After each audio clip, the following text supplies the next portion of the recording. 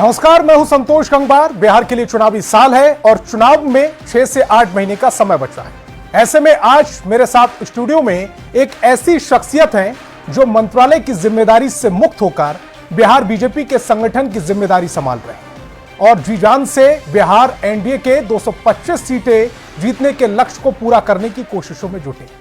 ये शख्सियत हैं बिहार बीजेपी प्रदेश अध्यक्ष डॉक्टर दिलीप जायसवाल। बहुत बहुत स्वागत है सर आपका। मेरा पहला सवाल 22 मार्च यानी बिहार दिवस।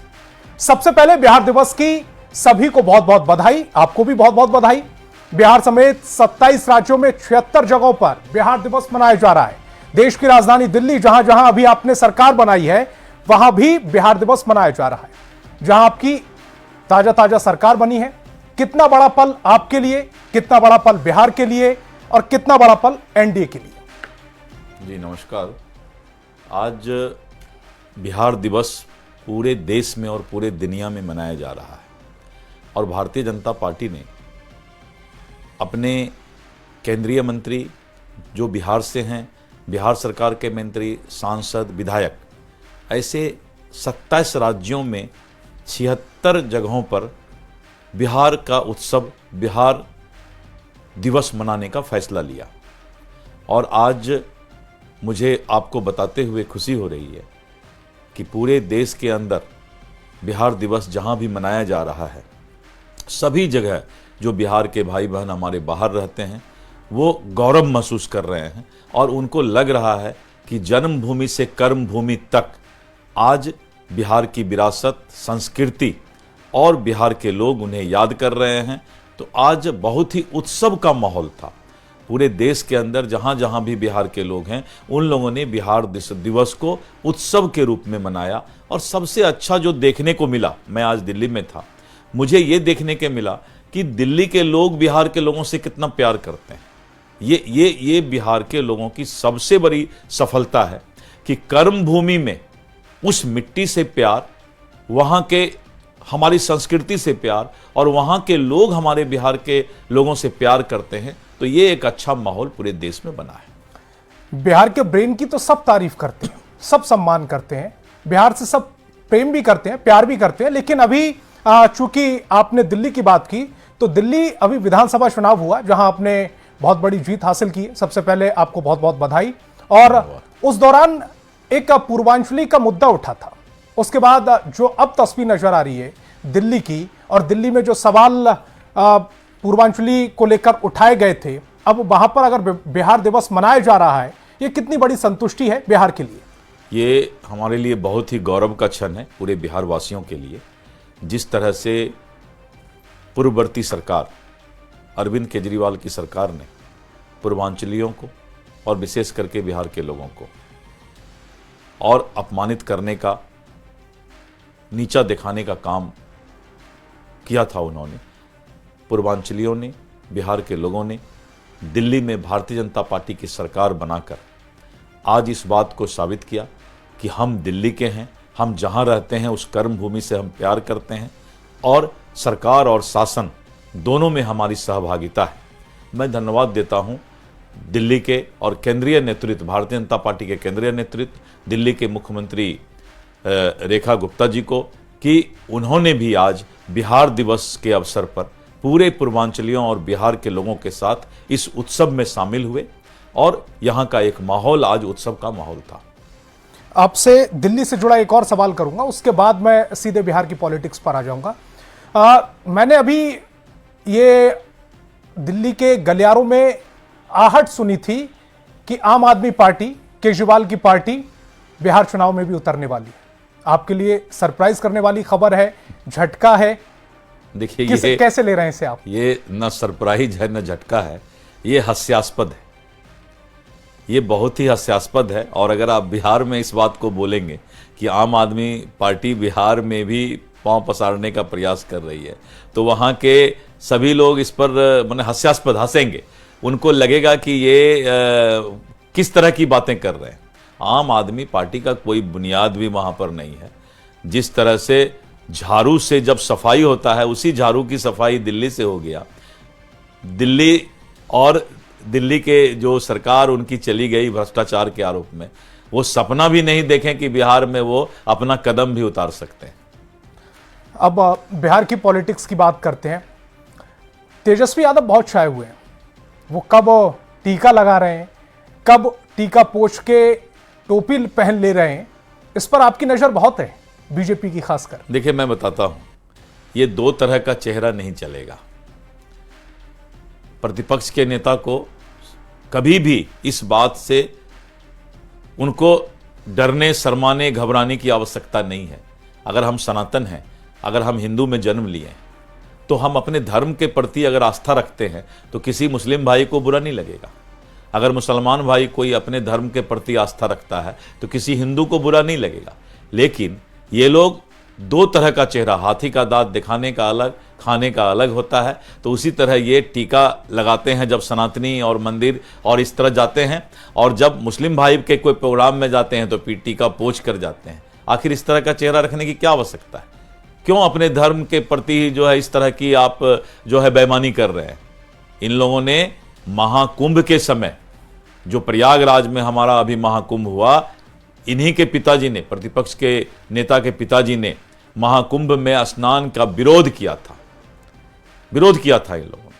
पूरे देश की जनता कभी इनको माफ नहीं करेगी, क्योंकि धार्मिक आस्था पर अगर आप चोट पहुंचाए हैं तो इस देश का सनातन और हिंदू इस परिवार को कभी माफ नहीं करेगा। आप कभी अपने धर्म को नीचा दिखा करके दूसरे धर्म के नजदीक जाने का प्रयास मत कीजिए। अगर अपने धर्म के प्रति आपको आस्था नहीं है, वहां पर आपको अपने धर्म के प्रति शर्म आ रहा है, तो आप कभी भी ये बात जान लीजिए कि जनता इस बात को, ये दो चेहरा को कभी पसंद नहीं करती है। इफ्तिहार अगर पार्टी जेडीयू भी करती है, हर साल करती है, अगर इफ्तिहार पार्टी वो करती है तो क्या बीजेपी के नेता उसमें नहीं जाएंगे? एकदम जाएंगे। मैं ऐसे जगह से चुनाव जीतता हूं जहां कश्मीर के बाद सबसे ज्यादा मुस्लिम अकलियत भाई की आबादी किशनगंज में जी। और वहां के अकलियत भाई, मैं तो बीजेपी का नेता हूं, लेकिन मेरा प्यार जो गंगा जमनी और सौहार्दपूर्ण वातावरण किशनगंज में जहां मेरा कॉन्स्टिट्यूएंसी है, तो मुझे तो कभी परहेज नहीं है। हम तो इस देश के हमारे लोकप्रिय प्रधानमंत्री श्री नरेंद्र मोदी जी का कहना है कि 140 करोड़ देशवासी हमारे परिवार हैं और सबका साथ सबका विकास। इसीलिए कहीं भी हमें कोई परहेज नहीं है। मुझे और सभी लोगों को सभी धर्म का आदर करना चाहिए, और धर्म के प्रति अगर आदर है तो वही इंसानियत है, वही मानवता है, वही इबादत है, वही पूजा है। अब मेरा सवाल आपके संगठन यानी कि एनडीए से जुड़ा हुआ है। एनडीए में सब ठीक है? एनडीए में सब बहुत ही अच्छा है। तो फिर विपक्ष ये क्यों कहता है कि एनडीए में बिखराहट है? ये जो दिखाया जा रहा है, ये इलेक्शन से पहले, इलेक्शन के बाद कुछ और तस्वीर नजर आएगी। देखिए, मैं बताता हूं जी। विपक्ष मुद्दा विहीन है। विपक्ष के पास कोई मुद्दा नहीं है। विपक्ष टीवी देखकर और अखबार का न्यूज देख करके मुद्दा ढूंढता है कि कहीं कुछ गड़बड़ तो नहीं हुआ, कहीं डकैती तो नहीं हुआ, कहीं कोई गोली तो नहीं चली। तो मैं धन्यवाद देता हूं कि आपका टीवी चैनल और अखबार विपक्ष को जिंदा बचा के रखा है, नहीं तो यह मुद्दा विहीन है। और मुद्दा विहीन इसलिए है कि आप देखते होंगे कि इन्होंने पहले रोजगार का मामला उठाया। जब नीतीश कुमार जी ने 10 लाख के बदले कहा कि 12 लाख रोजगार देंगे तब हम चुनाव में आएंगे, तो फिर रोजगार के मुद्दा से भाग गए। इनके पास कोई मुद्दा ही नहीं है। इनको लार टपक रहा है मुंह से कि किसी तरह हमको सत्ता मिल जाए, लेकिन बिहार की जनता कभी भी वो काला अध्याय फिर नहीं देखना चाहती है। वो बिहार, जिस बिहार में एक आईएएस के पत्नी के साथ बलात्कार होता रहा और सरकार चुपचाप बैठी रही, वो बिहार, जिस बिहार में अपहरण होता था तो उसका फैसला मुख्यमंत्री निवास से होता था, वो बिहार, जिस बिहार में इंसान की तो बात छोड़िए, जानवर का चारा भी लोग खा गए थे, वो बिहार, जिस बिहार में लोग जमीन लेकर के रेलवे में नौकरी देने का काम करता था, बिहार, वैसा बिहार जिस लालटेन का जमाना था, आज नीतीश कुमार और एनडीए में बिजली का जमाना है। बिहार अब आगे बढ़ चुका है। अब कभी भी इस माया जाल में वो फंसने वाला नहीं है। विपक्ष के मुंह से लाल टपक रहा है। किसी तरह वो सत्ता की दुकानदारी को फिर से जीवित करना चाहते हैं। वो दुकानदारी थी उनकी, और हम सत्ता के माध्यम से विकास और सेवा करने का एनडीए काम करती है। तो ये हमारा सोच है। लेकिन विपक्ष भी कह रहा है, और जो आंकड़े हैं वो भी ये दिखा रहे हैं, पिछले 6-7 दिन के जो आंकड़े हैं उसमें क्राइम में इजाफा तो हुआ है बिहार में। कुछ देखिए, मैं बताता हूं कि कोई भी आंकड़ा का महत्व तब होता है जब आप उसका कंपैरेटिव आंकड़ा दीजिए। आज तक प्रतिपक्ष के नेता ने कभी यह नहीं कहा कि कंपैरेटिव आंकड़ा क्या है, क्योंकि आंकड़ा का महत्व तब होता है जब कल क्या हो रहा था, आज क्या हो रहा है, उसको आंकड़ा कहते हैं। लेकिन कभी आपने देखा है कि प्रतिपक्ष के नेता को कि 2005 के पहले, 2005 से 2010 तक, 2010 से 2015 तक अपराध का क्या फिगर था और आज क्या फिगर है? आज अपराध कम हुआ है, और इस अपराध के कम होने का कारण है कि बिहार में कानून का राज है। तो इसलिए कोई भी बात अगर विपक्ष करता है तो उसको आंकड़े के साथ बात करना चाहिए। 2025 विधानसभा चुनाव में एनडीए का चेहरा नीतीश कुमार है, यह आपकी तरफ से कह दिया गया है, लेकिन विपक्ष ये कह रहा है कि चुनाव के बाद बीजेपी अपना चेहरा उतारेगी। देखिए, अब मैंने कहा ना कि विपक्ष का काम है कि किसी भी तरीके से एनडीए के अंदर बिखराव हो, वो सपना देख रहे हैं और इसीलिए इस तरह की बातें वो करते रहते हैं।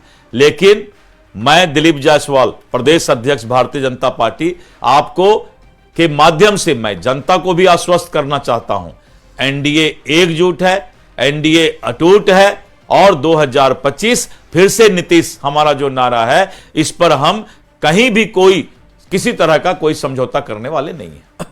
लेकिन जब विपक्ष की ओर से व्यक्तिगत हमले होने लगते हैं सीएम नीतीश पर, उसको आप कैसे देख रहे हैं? देखिए, ये विपक्ष संस्कार विहीन है। जिस तरह की बातें विपक्ष कर रहा है, अभी नेशनल एंथम राष्ट्रगान के वक्त जिस तरह से बातें उन्होंने नीतीश कुमार जी पर आक्षेप लगाया, क्या इसी देश में, कश्मीर में भारत का झंडा फहर सकता था? क्या इस देश में एक ही देश के अंदर दो संविधान, दो विधान की बात नहीं होती थी क्या? इनको विपक्ष के पास इसी देश में भारत तेरे टुकड़े होंगे, इसी इंडी गठबंधन की बात है ना। इसी देश में भाषा और जाति के आधार पर क्षेत्रवाद का जहर फैलाया जा रहा है। क्या एक भारत श्रेष्ठ भारत, आज जो हम बिहार दिवस पूरे देश में मना रहे हैं, यह प्रधानमंत्री जी का सपना है, एक भारत श्रेष्ठ भारत। लेकिन आप देख रहे हैं कि यही इंडी गठबंधन के लोग आज क्षेत्रवाद पर, भाषा पर और इसमें बिखराव करके देश को बांटने का प्रयास कर रहे हैं, देश को तोड़ने का प्रयास कर रहे हैं। और ये लोग राष्ट्रगान के अपमान की बात करते हैं।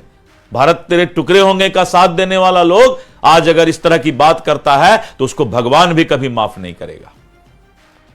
एनडीए में जो आपके सहयोगी दल हैं, उसमें सीटों का फॉर्मूले को लेकर कई तरह के असमंजस की स्थिति पैदा हो रही है कि क्योंकि 5 दल हैं आपके, 5 दलों में सीटों का बंटवारा, क्या आप जेडीयू के साथ इक्वली सीटों का बंटवारा करेंगे या फिर इस बार आप बड़े भाई की भूमिका में जा रहे हैं? किस तरह का बंटवारा देखने को मिल सकता है? देखिए, यह काम तो शीर्षस्थ नेतृत्व का है। सभी दल के जो नेतृत्व हैं, शीर्षस्थ नेतृत्व और हमारे केंद्रीय नेतृत्व जो हैं, ये समय आने पर उनको बैठ करके इन सब बातों पर चर्चा होगी। लेकिन एनडीए में इस तरह का किसी तरह का विभेद नहीं है। सीटों के मामले में, सीटों के बंटवारा के मामले में किसी तरह का कोई जो है चिंता की बात नहीं है। हम सब 5 पांडव के तरह आने वाले समय में कौरव से लड़ने जा रहे हैं और ये पांडव मजबूत है। महाभारत में जीत पांडव की होगी और हम आने वाले समय में फिर से बिहार के अंदर कानून का राज लाएंगे। चिराग पासवान को लेकर तमाम तरह की सवाल उठते रहते हैं, खबरें आती रहती हैं। चिराग पासवान की इस बार भूमिका क्या रहने वाली है? क्योंकि 2020 की बात की जाती है कि उन्होंने बहुत नुकसान किया था उस समय एनडीए को। देखिए, चिराग पासवान जी एनडीए घटक के साथी हैं और चिराग पासवान जी बहुत ही सुलझे हुए व्यक्ति हैं। इसलिए वो एनडीए के जो अनुरूप जो काम होना है, आज वो उनके साथ खड़े हैं। और उनका बार बार आपके टीवी के माध्यम से भी मैंने न्यूज 18 में बहुत बार उनका बयान देखा है कि वो एनडीए और एनडीए के नेताओं के प्रति अपनी आस्था व्यक्त करते हैं।